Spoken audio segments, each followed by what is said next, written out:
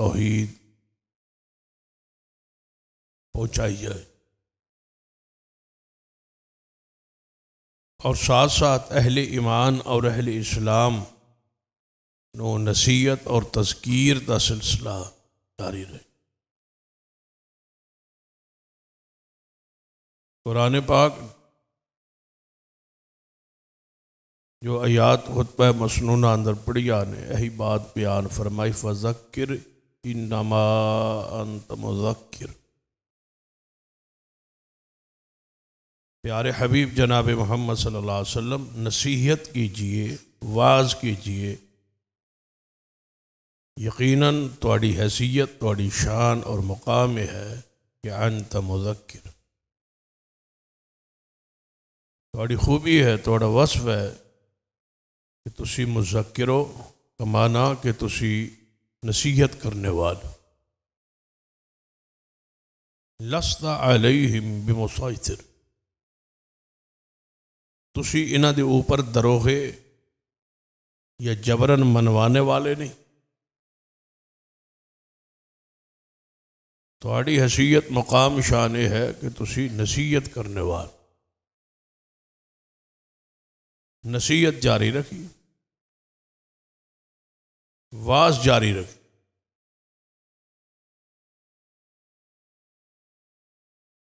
تمام تر خطبات اور دروس دا بنیادی مقصد تذکیر ہے، نصیحت، کیونکہ نصیحت قرآن پاک نے فرمایا کہ مومن نو فائدہ پہنچا، تسی محسوس کرتے ہو کہ جدو بندہ قرآن پاک دی تلاوت سن یا کسی بھی عالم واعظ دا خطبہ واعظ نصیحت سنے تو ایمان تازہ ہوندا ہے، ایمان بڑھ جاتا، گویا نصیحت فائدہ دی، نصیحت دا سلسلہ جاری رہنا چاہیے، اور ایسے مواقع اہل ایمان لی ضروری نے کہ پیدا کرن جن مواقع پر لوگ اکٹھے ہون اور واعظ اور نصیحت جاری رہے۔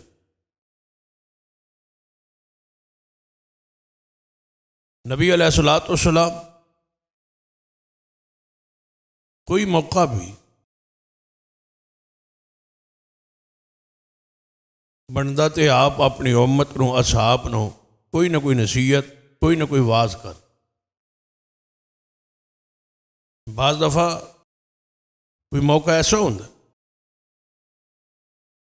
کہ مختصر جی نصیحت انسان دے زندگی نو بدل دے، کوئی جملہ انسان دے کام آ جائے، زندگی دا رخ ہی بدل جائے، تبدیلی آ جاندی، انقلاب آ جاتا۔ اس پر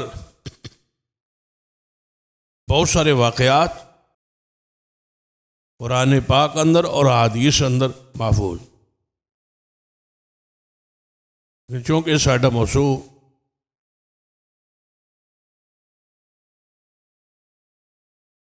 اس دے متعلقات جو ایک حصے دی طرف ہے کہ نصیحت جاری رہنی چاہیے اور کوئی موقع ضائع نہیں کرنا۔ دوستان دے اکٹھ، کہیں اجتماع ہے، کوئی دعوت ہے، لیکن ساتھ ساتھ ایک خیرخواہی اور جذبہ ہو کہ انہیں اس موقع تو فائدہ اٹھایا جائے اور دوسرے دوست نو، مسلمان نو نصیحت قد۔ مثلا نبی علیہ الصلوۃ والسلام سفر اندر نے، یعنی آپ دا موقع دیکھنا اور پھر اس موقع پر نصیحت کرنا آپ کی سیرت کا نمایاں ترین پہلو، جس تو غالباً اسی بہت دور یا غافل نبی علیہ الصلوۃ والسلام اپنے اصحاب دے نال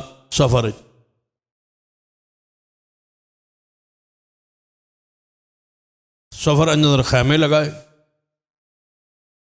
رات نو بارش شروع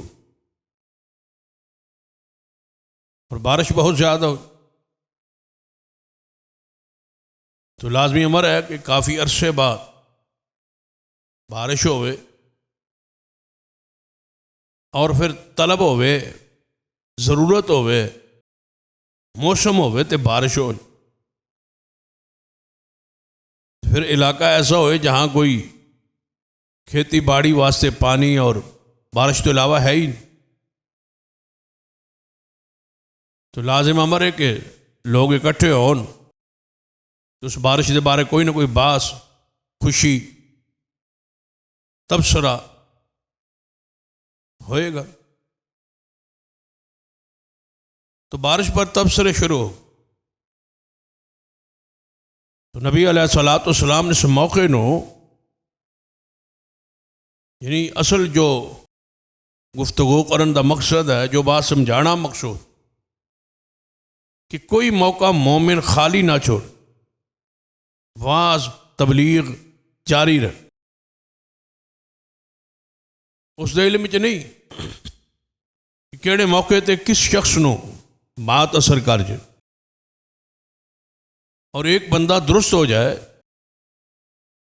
تو گویا اس شخص دی نجات کا ذریعہ بن، کیونکہ نبی علیہ الصلوۃ والسلام نے فرمایا کہ ایک شخص نو 100 اونٹ مل جان اس تو کہیں بہتر ہے کہ دی دعوت پر ایک شخص جہنم تو بچ۔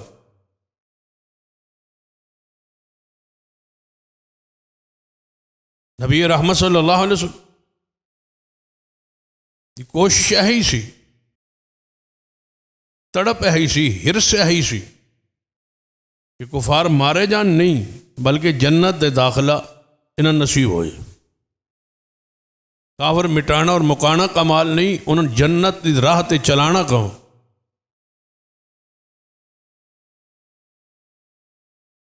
وہ حدیث مشہور ہے،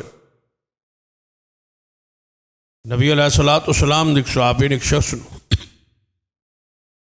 میدان جنگ صرف اس وجہ تو قتل کیتا کہ انہیں چند لمحے کلمہ پہلے پڑھے، لیکن انہیں سمجھا کہ اس نے ڈر کے پڑھے۔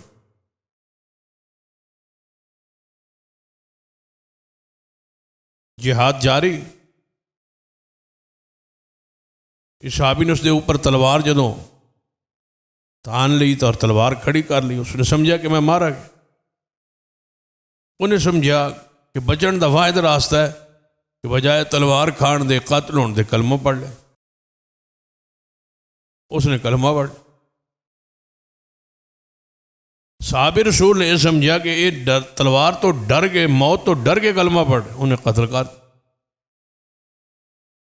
تو نبی علیہ الصلوۃ والسلام تک بات پہنچی تو آپ نے فرمایا کلمہ گو نو تو قتل کر۔ ایک شخص کلمہ پڑھ رہے اور اس تو بعد اسے قتل کر۔ میں نے تو اللہ نے حکم دیتا ہے کہ میں تلوار اس وقت تک جلاندہ رہاں جب تک لا الہ الا اللہ نہ پڑھ۔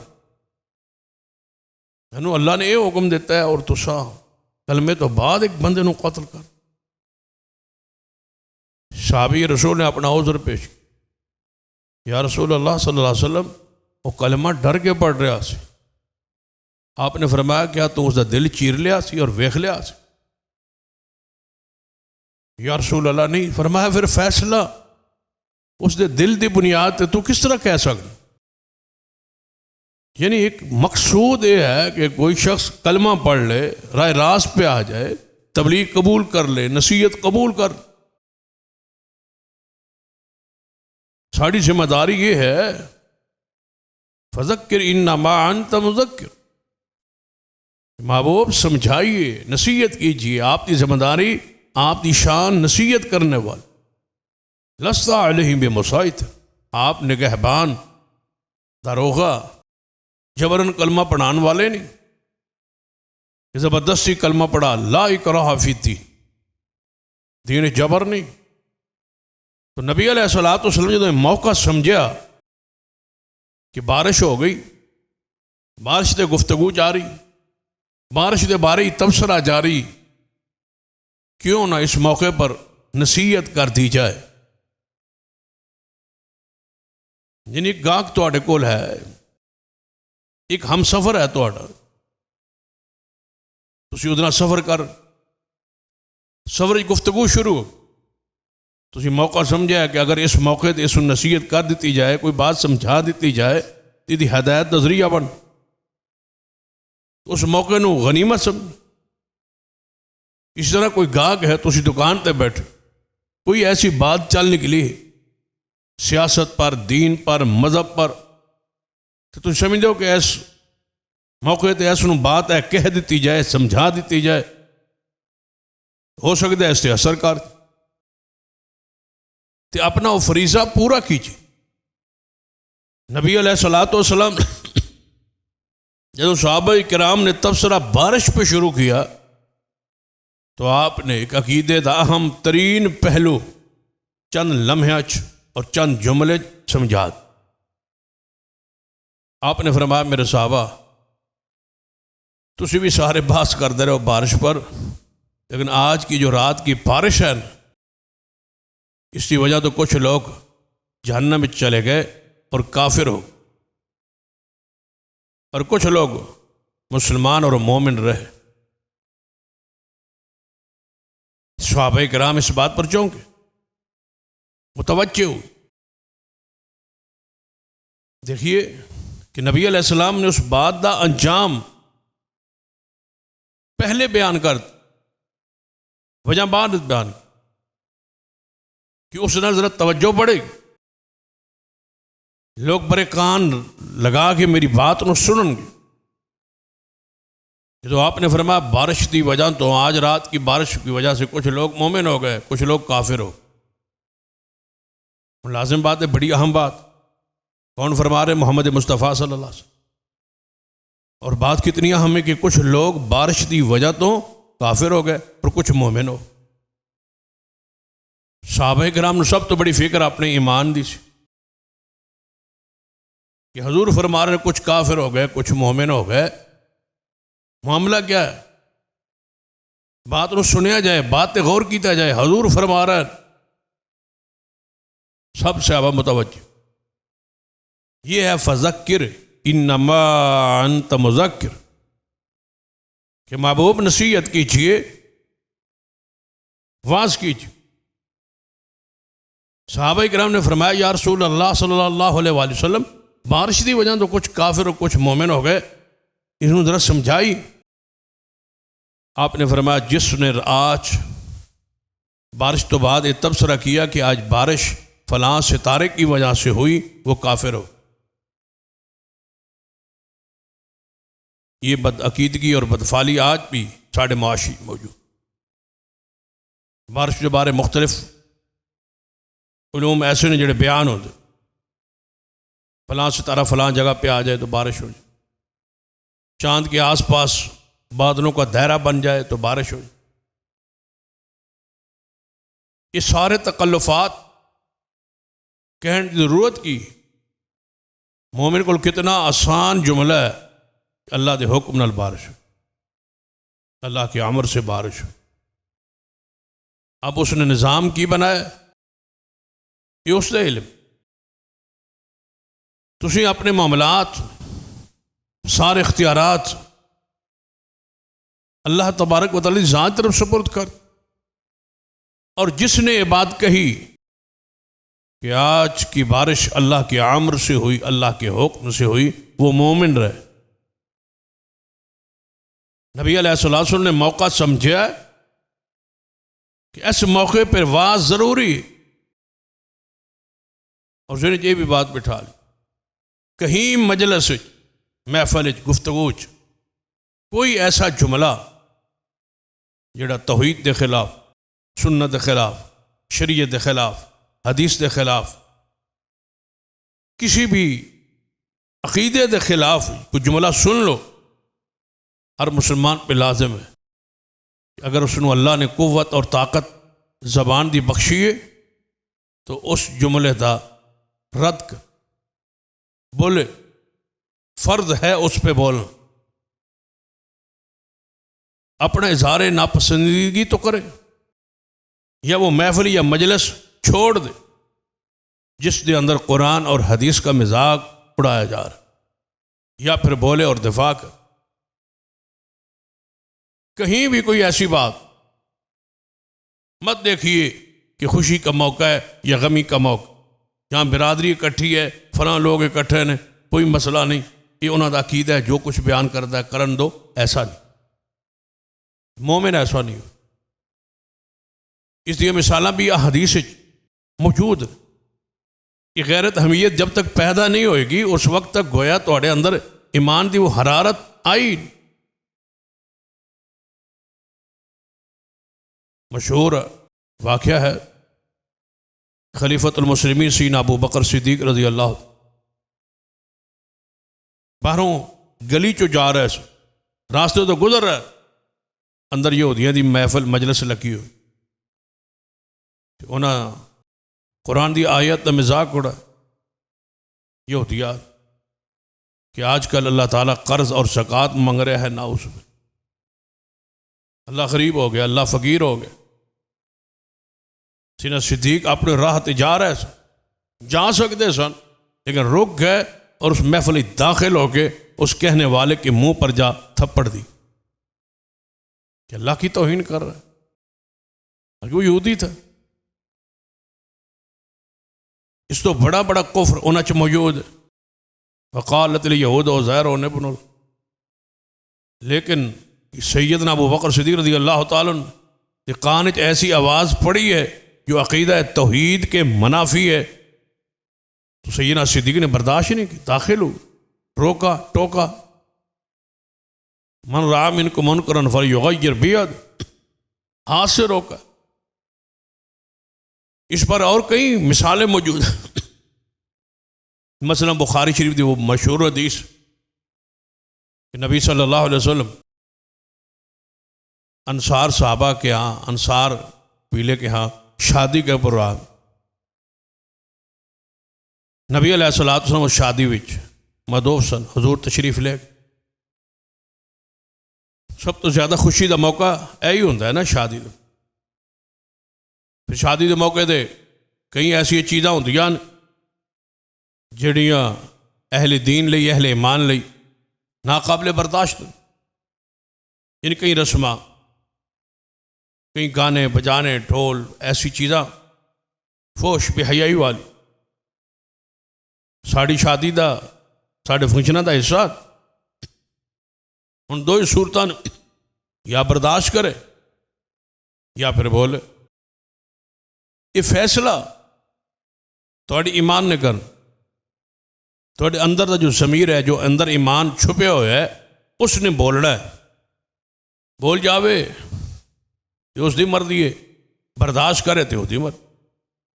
فیصلہ تھوڑے ایمان دی اس مقدار اور وزن تے ہونا۔ دو تین صورتیں ہون گیاں، یا تے بول کے رد کرو، جی اس تو کمزور ایمان ہویا تو محفل مجلس میں چھوڑ کے واپس پلٹ جاؤ،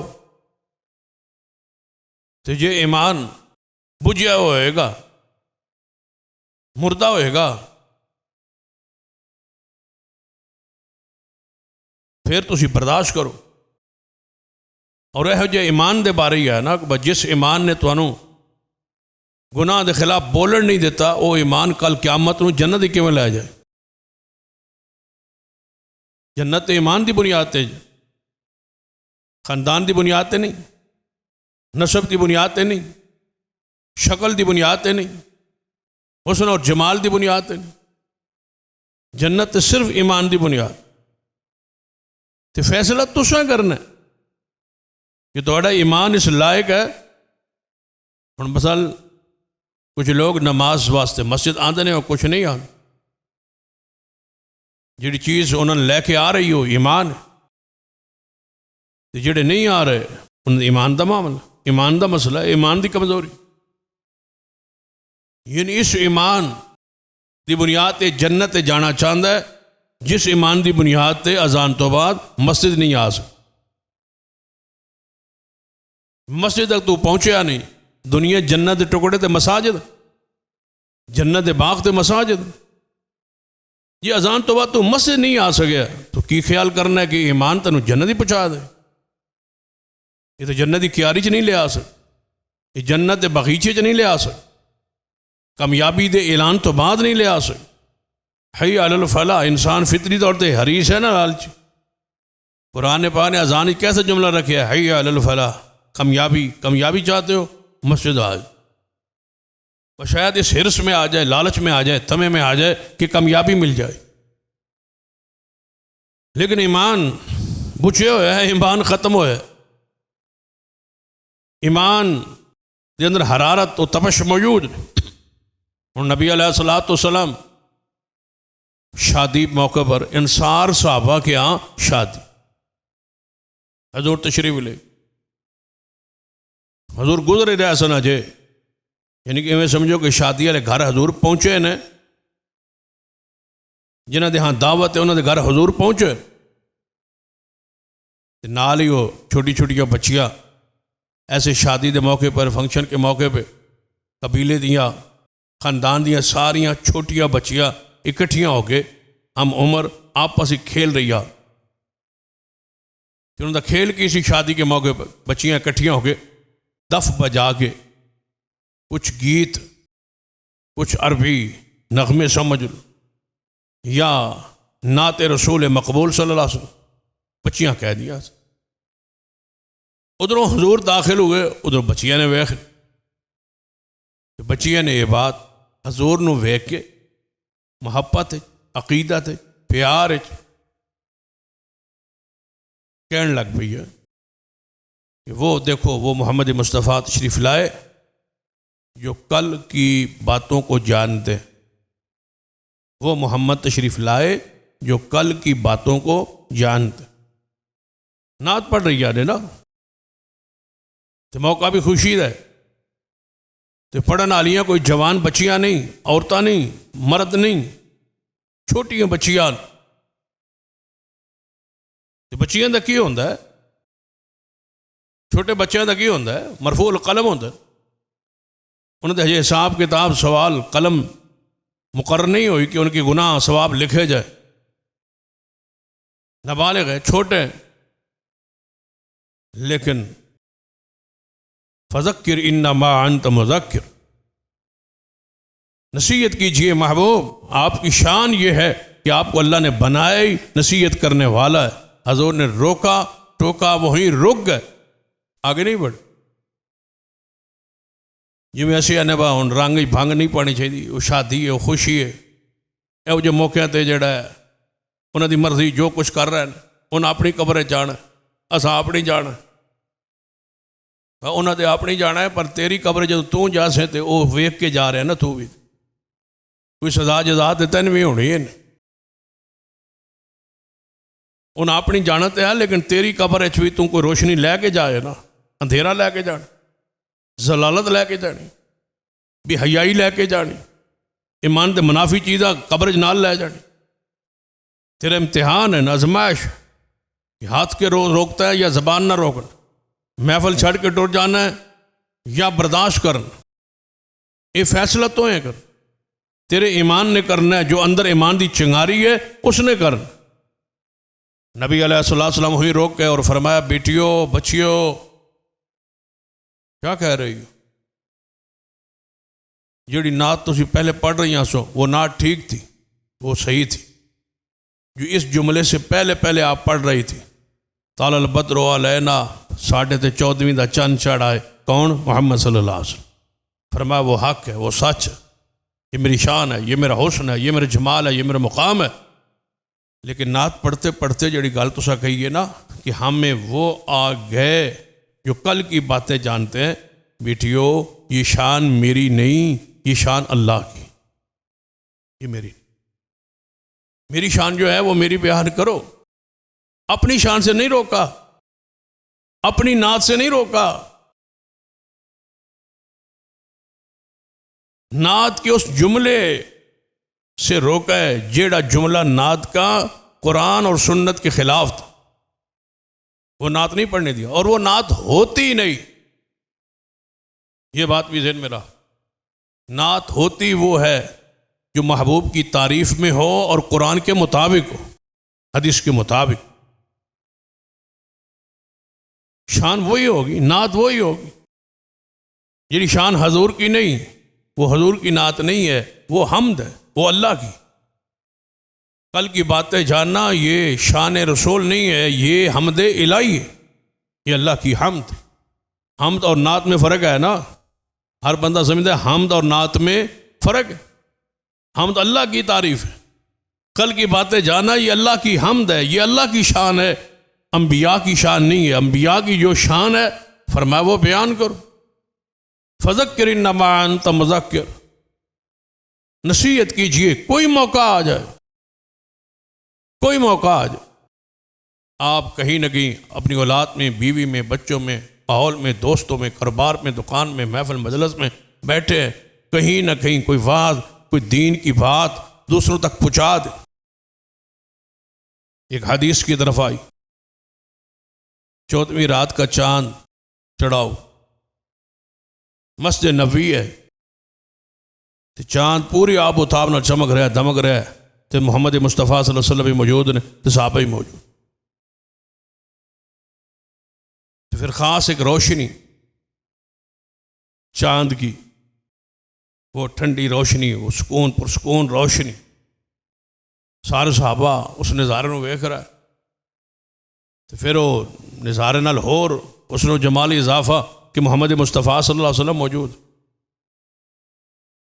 آپ نے فرمایا میرے صاحب، یعنی موقع سمجھا نا غنیمت، کہ کیسا موقع ہے، چاند دی چاندنی روشنی، تو سارے صحابہ چاند نال ویکھ رہے ہیں، متوجہ نے۔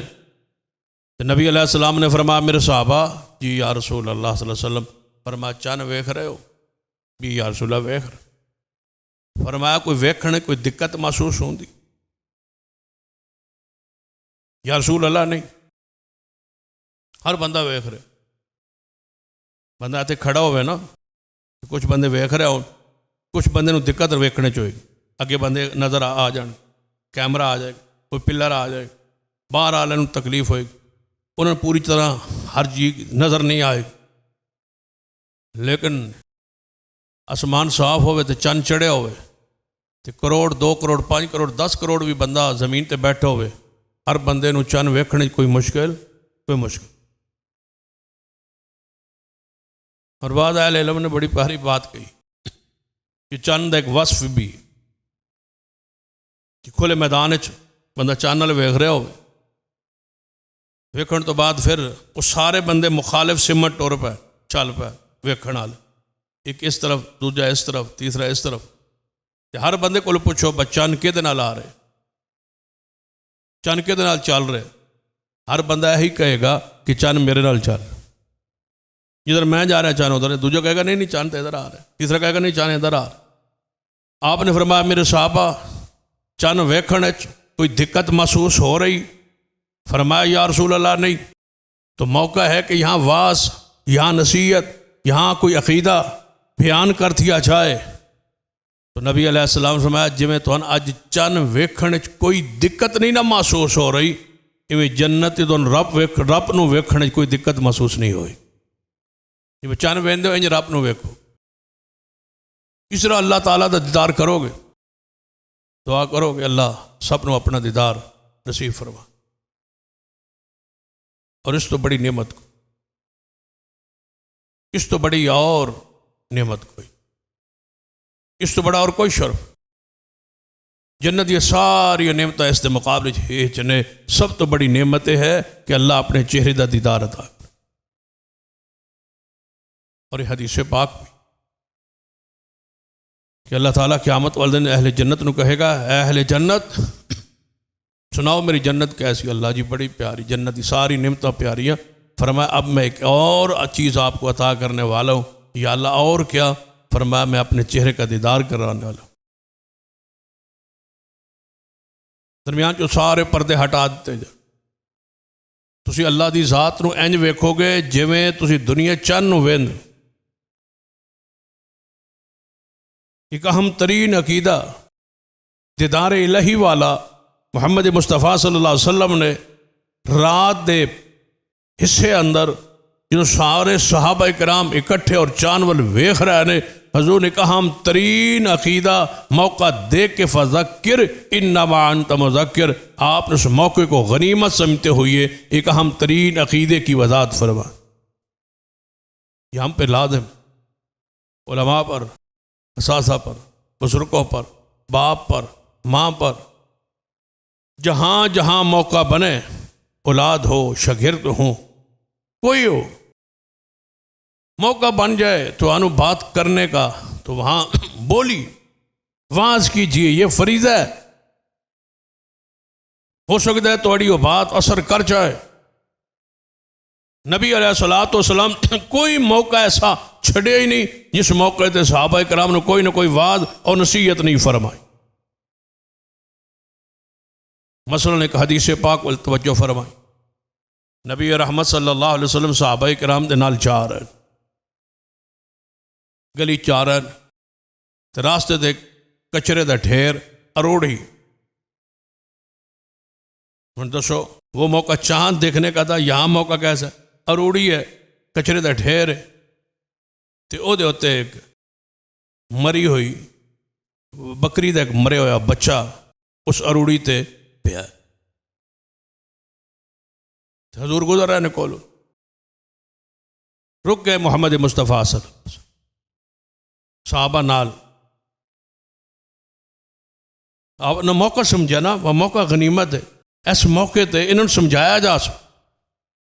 مثال موجود ہے، نبی علیہ السلام اس اروڑی کے پاس رک گئے اور بکری دے اس مرے ہوئے بچے کے پاس پہنچ کے اس مردار کے کان کو اپنی انگلیوں سے پکڑ کے فرمایا میرے صحابہ میری طرف دیکھو۔ اور سنو، حضور نے دلچسپ نصیحت نو کس طرح دلچسپ بنا، رک بھی سکتا ہے، صحابہ کرام نو روک کے حضور اس وال چلے۔ صحابہ کرام بڑے متعجب حیران نے کہ حضور سانو کھلار کے روک کے آپ اروڑی وال جا رہے، پھر اس اروڑی کے اوپر مردار بکری دا بچہ ہے وہ دل جا رہے ہیں، پھر اور تجسس، یہ سارے توجہ کے انداز ہے۔ پھر نبی علیہ السلام نے اس مردار پہ اس کے کان کو پکڑ لی، فرمایا میرے صحابہ جی یا رسول اللہ صلی اللہ علیہ وسلم، تھوڑے اندر کوئی ایسا ہے جو 1 دینار درہم کا یا 2 درہم کا اس کو خرید لے؟ کوئی ہے تھوڑے؟ فرمایا یا رسول اللہ صلی اللہ علیہ وسلم اس کو کون خریدے گا؟ نہ اس دا گوشت، نہ اس دا چمڑا، اور بکری کا یہ مردار بچہ اینو گھر رکھن لی تیار کوئی نہیں، گھر لے جان لی تیار کوئی، گھر اندر بھی بدبو، جہاں لے جائیں گے بدبو، اس کی کوئی حیثیت نہیں، کوئی قدر و قیمت نہیں۔ آپ نے فرمایا میرے صحابہ یہ سارا انداز اس لیے اپنایا ہے کہ اللہ تعالیٰ کے ہاں دنیا کی حقیقت اس مردار بکری کے بچے سے بھی کم ہے جس کے پیچھے لگے ہو تو۔ یہ ہے حیثیت ساری دنیا کا سارا مال و متاع، یہ ہے وہ متاع دنیا، دنیا کی متاع، اسے متاع کہتے، یہ ہے وہ دنیا اور اس کی حقیقت جس کے پیچھے نماز کو، دین کو، اہل دین کو، مسجد، مدارس کو، باپ کو، ماں کو، بھائیوں کو، بہنوں کو، رشتہ داروں کو تم چھوڑ کے بیٹھے ہو، یہ ہے وہ دنیا جس کے پیچھے ساری لڑائیاں ہیں، جھگڑے ہیں، فتنے ہیں، فساد ہیں، جو کچھ ہے وہ دنیا کے لیے ہے نا۔ کون ہے تم میں سے جو کسی سے ناراض ہے دین کے لیے، اللہ کے لیے؟ سارے غصے، ساری لڑائیاں، سارا انتشار، سارے جھگڑے، ساری قطع رحمی دنیا کے لیے، اور دنیا کی حقیقت جان لیں، دیکھ لیں، پہچان لیں، یہ دنیا۔ اور متاع کی میں کئی مرتبہ پہلے بھی حقیقت بیان کر چکا کہ یہ جو لفظ متاع ہے جس کو دنیا عارضی فائدہ ہم کہتے، دنیا قلیل ہے، دنیا ایک متاع ہے، عارضی فائدہ ہے۔ ایک صاحب لغت نے ایک واقعہ لکھا، فرماتا ہے کہ میں قرآن میں بار بار پڑھتا تھا کہ دنیا متاع ہے، دنیا متاع ہے۔ فرماتے ہیں کہ میں چاہتا سا کہ لفظ متاع جڑا ہے ایدی حقیقت نو سمجھا کہ کس نو آندا ہے۔ یہ مردار بکری والے جڑا بچہ پیا ہے، اینو سامنے رکھ کے ذرا متاع دی حقیقت بھی سن۔ اگر میں متاع دی حقیقت نو سمجھنا چاہتا سا کہ لفظ متاع جڑا قرآن وچ بار بار استعمال ہویا دنیا لئی، یہ متاع کینوں آندا؟ فرمایا پھر میں اس لفظ دی حقیقت نو جانن لئی میرا خیال آیا، میں فیصلہ کیتا کہ کسی عرب دے بدو علاقے چ، پرانے علاقے چ جاواں جتھے عربی اصل لوگ عربی ہو، انہوں کو پوچھا کہ متاع تسی کنوں آ، کیونکہ جتھے سارے دنیا دے لوگوں دا آنا جانا ہوتا ہے وہ دے زبان دے اندر اختلاط ہو جاتا، زبان دے وچ مختلف زبان دے الفاظ مل جان۔ جدو نبی علیہ الصلوۃ والسلام طیف بچپن جا کے چھوڑ دیے گئے سیدہ حلیمہ کے پاس دودھ پینے کے لیے، پرورش کے لیے، وہ دے مقاصد جو ایک مقصد ہے بھی کہ حضور کی زبان مبارک جو ہے وہ عربی خالص رہے۔ جہاں حضور کو چھوڑا گیا بنی سعد میں، طیف سے بھی آگے، وہاں کسی اور دنیا کے لوگوں کا آنا جانا نہیں تھا، خالص لوگ ہوں گے، خالص عربی ہوں گے، خالص زبان ہو، مکہ ہو مدینہ ہو، یہاں پوری دنیا سے آنے والے لوگ ہیں اور رہنے والے لوگ، مختلف زبانیں بولنے والے لوگ۔ کئی زبانوں کے الفاظ مکہ میں اور مدینہ میں اہل عرب کی زبان کے اندر داخل ہو گئے، اس کی کئی مثالیں۔ لیکن جو بات میں کہنا چاہتا ہوں کہ متاع کسے کہتے، فرماتے ہیں میں ایک لمبا سفر کیا، آج بھی اگر تم نے پنجابی یا اردو یا کوئی بھی زبان مادری اصل پیور خالص جیڑی زبان بھی جاننی ہوگی نا، وہ تو اتوں ملے گی جڑا پرانا جانگلی اور پتو لوگ جتنے رہن والے اصل خالص رہن والے اس مقام دے لوگ نے، وہ بتان گے، وہ دسن گے کہ یہ لفظ کس واسطے بولا ہے۔ فرماتے ہیں میں ایک لمبا سفر کیتا، فلاں علاقے لوگ عربی اصل نے، اتوں جا پوچھنے متاع کنوں آ۔ فرماتے ہیں میں گیا نا، اس پنڈ پہنچا جس پنڈ کا ارادہ سی کہ اتنے خالص لوگ رہتے ہیں، ان کو لفظ متاع دا مانا داد دیو نا مفسرین و محدثین نو، جن ایک ایک حدیث واسطے اور ایک ایک لفظ دے معنی واسطے تواڈے تک پہنچان واسطے کتنے لمبے سفر ہو۔ فرماتے ہیں میں گیا کہ اس مقام دے ایک عورت دی میں آواز سن، وہ ایک بچی نو بلا رہی، بوڑھی عورت، وہ ایک بچی نو بلا کے کہہ رہی ہے کہ میرے واسطے وہ، یعنی عربی میں اس کو کہہ رہی ہے کہ متاع جو ہے وہ مجھے لا دے، متاع لا دے۔ کہتے ہیں کہ میں سفر کر کے میں کیا میرا سفر لگتا ہے پورا ہو، مقصد پورا ہو۔ بوڑھیا خاتون ہے اور پنڈ دی خاتون، یہ متاع مانگ رہی، بچی نے بھیج رہی ہے کہ متاع لیا۔ جدو یہ متاع لے آئے گی میں سمجھ آ جائے گی کہ عربی اندر اصل لفظ متاع کس واسطے بولے۔ فرماتے ہیں میں حیران رہا، تو بچی گئی، انہیں پورے گھر چونا اروڑی تو گند تو ایک لیر چکی اپنے گھر دا جتھے کچرا اکٹھا سی، اتنے ایک لیر گندی چکی اور وہ چک کے لے آ کے تے اس بڑھیا خاتون دے سامنے رکھی۔ تو میں نے سمجھ آ گئے کہ گھر کے اندر خواتین جو اپنی پاکیزگی اور طہارت کے لیے لیریں استعمال کرتی تھی، عربی میں اسے متاع کہتے۔ دنیا کیا ہے؟ متاع ہے، جس کے پیچھے لگے ہوئے یہ متاع ہے۔ یہ تو گند پونچھنے اور صاف کرنے والا چیتھڑا ہے، جس کے پیچھے سب کو چھوڑ چکے اور ہلکان ہو کہ کسی طریقے دنیا آ جائے، مال آ جائے، پیسہ آ جائے۔ اس کی حیثیت دیکھ لو، فذکر انما انت مذکر لست علیہم بمسیطر، نصیحت کرنے والے محبوب کیجئے نصیحت اس قوم کو، آپ کی یہ شان ہے۔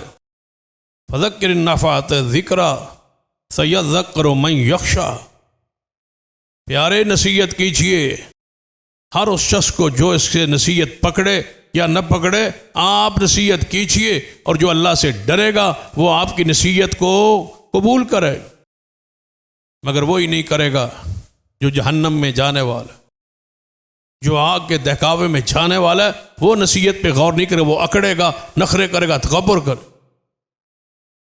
کوئی موقع رسول اللہ صلی اللہ علیہ وسلم اروڑی کے پاس سے بھی گزر کے دین سمجھا رہے، وعظ کر رہے، نصیحت کر رہے۔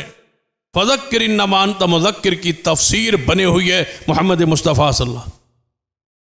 کیا ہم ایسی محفل مجلس نہیں سجا سکتے جس نے اپنے قبیلے کو، اپنی اولاد، اپنے بچوں کو، اپنے گھر والوں کو، اپنے دوست احباب کو اللہ کے عذاب سے ڈرائیں، ان کو نصیحت کریں، ان کو سمجھائیں؟ یا جو ایسے پروگرام طے شدہ ہوتے، دروس ہے، جلسے ہیں، پروگرامز ہیں، کانفرنسیں ہیں، خطبات جمعہ ہیں، ان میں شریک ہوں، ان میں شامل ہوں، کہ اگر خود وہ مواقع نہیں بنا سکتے تو بنائے ہوئے مواقع، دوسروں کے تیار کردہ مواقع میں شمولیت اختیار کر کے نصیحت حاصل کیجیے۔ فذکر انما انت مذکر، لوگوں کو جہنم کے عذاب سے بچانے کی فکر، نصیحت لازم ہے، نصیحت جاری رکھیے، دعوت جاری رکھیے۔ تو آڈے میرے محبوب جناب محمد صلی اللہ علیہ وسلم جا رہے تھے، تو آپ نے دیکھا جانور مرا پڑا، یہ اس حدیث سے الگ ہٹ کے حدیث، جانور ایک مردار پڑا ہوا، گلا سڑا، بدبودار، جانور مر جائے نا، پھر وہ کچھ عرصے بعد، کچھ دنوں بعد وہ پیٹ پھل جاتا ہے اور بدبو پیدا ہو، اس طرح بدبودار جانور پہ نبی علیہ الصلوۃ والسلام اتوں گزر رہا ہے، کہ آپ نے ویکھیا کہ دو صحابہ بڑے دور کھڑے نے، اور کچھ دیر کھڑے رہے اور پھر آگے چل۔ نبی علیہ الصلوۃ والسلام دعا نو آواز دی، فرمایا نا دعا نو بلاؤ، آگے حضور کے پاس۔ نبی علیہ الصلوۃ والسلام نے فرمایا کہ تسی دونوں ذرا رل کے نا اے جڑا مردار پیا اینو تھوڑا تھوڑا کھا لو، اس گوشت نو کھاؤ۔ یا رسول اللہ صلی اللہ علیہ وسلم، یہ تو مردار ہے، حرام ہے، پلید ہے، بدبودار ہے، اس سے دور سے بدبو آ رہی، اور آپ فرمائے اس کو کھاؤ۔ آپ نے فرمایا جو تم الگ کھڑے ہو کے غیبت کر رہے تھے وہ تو اس سے بھی بدبودار تھی۔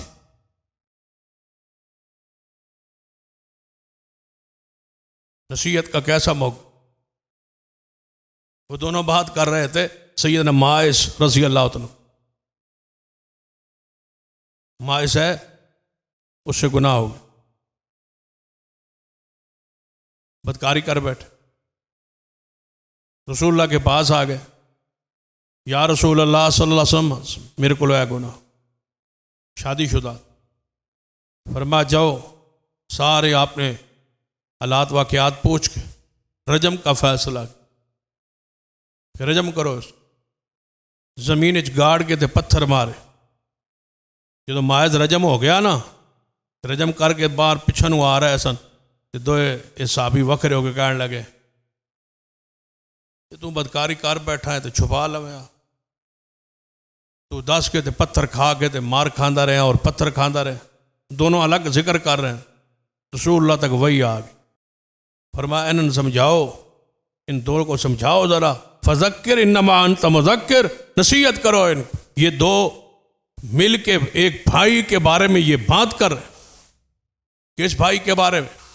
کرنے والے صحابہ ہے، جس کے بارے کی جا رہی ہے وہ صحابی رسول ہے، لیکن کیسا جس سے خطا ہوئی ہے، گناہ ہوا ہے، جس پر حد زنا جاری ہو گئی ہے، رجم ہو گیا ہے، اس کے بارے میں اس کے خلاف بولنے کی رسول اللہ نے اجازت نہیں دی، اس کی غیبت کی اجازت نہیں دی۔ اور وہ صحابہ ان کے خلاف کیسے بولا جائے جن سے ساری زندگی میں سیدنا ابو بکر صدیق فرماتے اللہ کی قسم ہم نے تو جاہلیت میں بھی کبھی زنا کا سوچا بھی نہیں ہے، اسلام تو اسلام۔ تو یہ سیدنا معاذ جن سے یہ گناہ ہوا، سرزد ہوا، خطا ہوئی، ان کے خلاف حضور نے بولنے نہیں دی۔ تسی ویکھ لو جس چوک کھلو وہ 2-4 بندے کھڑے ہوتے ہوں، مسجد میں نماز تو بعد ویکھ لو 2-2 4-4 کھلوتے ہوں، سڑکوں پہ دیکھ لو 2-2 4-4 کھڑے ہوں گے۔ کیا جاری ہے؟ غیبت جاری، بچوں کے سامنے، اولاد کے سامنے، گھر والوں کے سامنے غیبت جاری ہے، درس دیا جا رہا ہے اور گوشت کھایا جا رہا ہے۔ بچے بیٹھے ہیں، باپ جو ہے غیبت شروع کی ہوئی، اولاد بیٹھی ہے، باپ منہ ڈالا ہوا ہے مردار کو، کھا رہا ہے گوشت، نوچ رہا ہے گوشت۔ کوئی پتہ نہیں ہے کہ جس کے خلاف میں بول رہا ہوں وہ دیندار ہے، وہ نمازی ہے، وہ بھائی ہے، وہ رشتہ دار ہے، وہ دوست ہے، باپ ہے، ماں ہے، محلے کا ہے، کوئی پرواہ نہیں ہے، گوشت کھا رہا ہے، بدبو لگی ہوئی۔ تجربہ کر، محلے میں ایک کتا ہو نا، وہ ایک بار ایک بندے لڑ پوے تے، رات چکھ لوے تے، خون پی لوے بندے دا، پھر وہ ہر بندے لڑ دے بندے انہوں کی آدھے بھائی انہیں رات چکھ لی، انہوں منہ لگ گیا گوشت۔ تو یہ جو لگ جائے نا غیبت کا ہے بات نہیں جی بتا۔ اَيُحِبُّ أَحَدُكُمْ أَن يَأْكُلَ أَخِيهِ مَيْتًا فَكَرِهْتُمُوهُ، سورۃ الحجرات پڑھی ہے قرآن پاک۔ پسند کرتے ہو کہ اپنے مردار بھائی کا گوشت کھاؤ، اگر یہ پسند نہیں کرتے وَلَا تَجَسَّسُوا وَلَا يَغْتَبْ بَعْضُكُمْ بَعْضًا، پھر جاسوسی کیوں کرتے؟ جاسوسی کا کیا ہوتا ہے؟ تجسس کرنا، ٹوئچ رہنا کہ ایس بندے دی کوئی نقص، کوئی عیب، کوئی کمی، کوئی کمزوری، کوئی بد کرداری، کوئی اس کی بری بات، اس کا کوئی گناہ میرے علم میں آئے تاکہ میں اس کو ذلیل کروں۔ یہ تجسس ہے، قرآن کے الفاظ ہیں وَلَا تَجَسَّسُوا، جاسوسی نہ کرو۔ حضور بیٹھے سن نا، آپ نے فرمایا میرے صحابہ جب تسی میرے کو لاندے ہو نا، جی یا رسول اللہ صلی اللہ علیہ وسلم، کسے میرے صحابی کے خلاف میرے نہ کوئی گل نہ کیتی کرو، کسی صحابی کے خلاف میرے تک شکایت نہ پہنچائی کرو۔ یا رسول اللہ کیوں؟ فرمایا جب میں باہر نکلتا ہوں نا، گھر سے باہر نکلتا ہوں، میرا دل چاہتا ہے میں صحابہ کی طرف جاؤں تو ہر صحابی کے بارے محمد کا دل صاف ہو صلی اللہ علیہ وسلم، میرے سامنے کوئی بات نہ کی، میرے سامنے شکایت نہ لگائے، کسی کے خلاف میرے کان میں کوئی آ کے بات نہ کہا کرو۔ میں اپنے دل کو صحابہ کے بارے میں صاف رکھنا چاہتا ہوں، میرے تک کوئی بات نہ پہنچائی کرو۔ یہ حضور روک رہے ہیں، منع فرو۔ ہم کس پہ لگے ہوئے؟ بھائیوں کی غیبت، دوستوں کی غیبت، علماء اور طلباء اور اساتذہ کی غیبت کے بارے، اور بچوں کے سامنے، گھر کے سامنے کیا درس دے رہے، کیا گوشت کھانے کی عادت ڈال رہے ہیں۔ اَيُحِبُّ أَحَدُكُمْ أَن يَأْكُلَ أَخِيهِ مَيْتًا، پسند کرتے ہو کہ مردار بھائی کا گوشت کھاؤ؟ اگر نہیں پسند کرتے تو یہ پھر کیوں کھا رہے ہو؟ آپ نے فرمایا کھاؤ اب یہ مردار۔ یا رسول اللہ نہیں کھا سکتے، وَقَرَئْتُمُوهُ، نہیں کھا سکتے۔ فرمایا پھر اس سے وہ برا کام تھا جو تم الگ کھڑے ہو کے کر رہے، کیونکہ معمولی جرم ہے۔ اور سن لو ایک حدیث، سن لو نصیحت کے طور پر، رسول اللہ صلی اللہ علیہ وسلم نے فرمایا کہ سود کھانے کے 70 گناہ ہیں، سود کھان دے 70 گناہ، 70 گناہ، گناہوں کے درجات شاخیں 70 ہے۔ سب سے کم، سب سے ادنا اپنی ماں سے بدکاری کر، یہ سب سے کم، اور یا رسول اللہ پھر سب سے اونچا، سب سے اوپر گناہ، فرمایا کسی مسلمان کو ذلیل کرنا، یہ سب سے اونچا ہے۔ پھر سن لو، ماں سے بدکاری بھی اتنا گناہ نہیں ہے جتنا کسی مسلمان کو ذلیل کرنا گناہ ہے۔ یہ کب عادتیں ختم ہوں، یہ کب دل صاف ہوں؟ فذکر انما انت مذکر، نصیحت پکڑیے، عبرت پکڑیے، اپنی نسلوں سے، اولاد سے دین کو، حیا کو، غیرت کو، ادب کو، احترام کو مٹانا چاہتے ہو؟ بڑے ایسے ہوتے، باپ ایسے ہوتے، خاندان کے بڑے لوگ ایسے ہوتے ہیں کہ اپنی نسلوں کی نسلیں برباد کرتے۔ انہیں تو چاہیے کہ اولاد کی تربیت کریں کہ بیٹا عزت کریں، ادب کریں، احترام کریں، گالی نہ دیں، برا نہ کہیں۔ یہ کیسا باپ ہے، کیسا بزرگ ہے، کیسا گھر کا سربراہ ہے کہ غیبت کو، چغلی کو، بے حیائی کو، فحاشی کو، گالی کو، گلوچ کو، غیبت کو پھیلا رہا ہے اپنی نسل میں، اپنی اولاد میں، اپنے گھر میں، اپنے ماحول میں۔ کیا سمجھتے ہو یہ بڑے ہو کے باادب بنے؟ لوگ تو اپنی نسلوں کو سنوارتے ہیں، ہم اپنی نسلوں کے پیچھے پڑ گئے۔ لوگ تو اپنی اولادوں کو سنوارتے ہیں، ہم اولادوں کو بگاڑ رہے ہیں، ان کو بتلا رہے ہیں کہ فلاں بندہ بھی ٹھیک نہیں ہے، فلاں بھی ٹھیک نہیں ہے، فلاں بھی حرامی ہے، فلاں حلالی ہے، فلاں برا ہے، فلاں ایسا ہے، فلاں ایسا ہے۔ یہ نسلیں بگڑ نہیں رہی تو کیا ہو رہا؟ اپنی زبان میں، اپنے کردار میں، اپنے عمل میں شائستگی، موقع کوئی ہو نصیحت کیجیے اپنے بچوں کو، اپنی اولاد کو، کہیں موقع مل جائے، جو بھی دوست احباب ہوں، فذکر انما انت مذکر، کیسا جان پہ کھیل کے ماحول بنا دیں، لوگوں کے جنت میں جانے کے لیے ماحول بنا دیں، چاہے جان پر کھیلنا پڑے۔ اگر اس کو سمجھنا ہو تو سورۃ البروج کو پڑھے، والسماء ذات البروج۔ میں چاہتا تھا سورہ بروج کا ایک واقعہ جو قرآن نے بیان کیا، اصحاب الاخدود کا، جو اس موضوع سے متعلقہ ایک انتہائی روحانی اور انتہائی اہم ترین واقعہ ہے، جو اپنی جانوں پہ کھیل کے لوگوں کو جہنم کے عذاب سے بچانا اور ایمان اور دین پہ لانا، یہ ہمارا کردار ہونا چاہیے۔ لیکن وقت ختم ہو چکا ہے، آئندہ خطبے میں اس کی انشاءاللہ وضاحت کریں گے۔ اقول قولی ھذا واستغفر اللہ لی ولکم ولسائر المسلمین وآخر دعوایا الحمدللہ۔